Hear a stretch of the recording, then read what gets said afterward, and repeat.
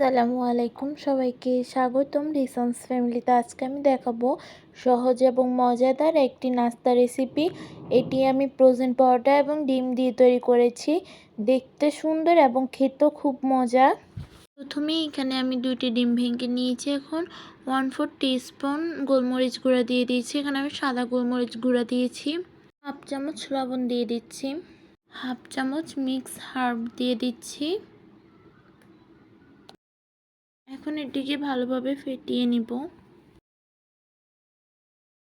এখানে একটি প্যানে পরিমাণ মতো রান্নার তেল নিয়ে নিয়েছি। প্রথমে এখানে তেলগুলো হালকা গরম করে নিয়েছি।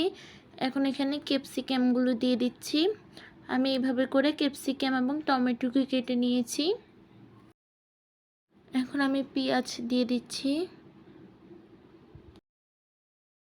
এখন ডিমের মিশ্রণটি দিয়ে দিচ্ছি। এখন একটি ফ্রোজেন পরোটা দিয়ে দিচ্ছি। খুব সাবধানে এটিকে এখন উল্টিয়ে নিতে হবে। এখন আমি উল্টিয়ে নিচ্ছি।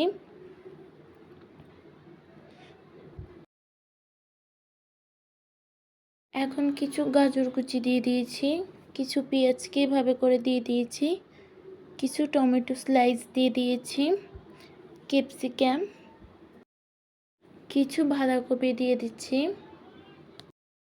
আর চিজ দিয়ে দিচ্ছি। এই নাস্তাটি এতটাই টেস্টি হয় যে ছোট বড় সকলেই খুব পছন্দ করে। এখন এটিকে ফোল্ড করে নিচ্ছি। দেখুন, এক পাশ থেকে এটিকে ফোল্ড করে নিয়েছি। 2 মিনিটের জন্য এখন এটিকে ঢেকে দিচ্ছি। 2 মিনিট পরে এখন দেখাচ্ছি।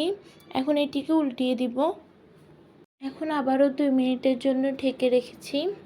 কিছুক্ষণ পরে এখন আবার উল্টিয়ে দিয়েছি। এখন তৈরি হয়ে গিয়েছে মজাদার নাস্তাটি। এখন এটিকে পরিবেশন করতে নিয়ে নিয়েছি একটি সার্ভিং ডিশে।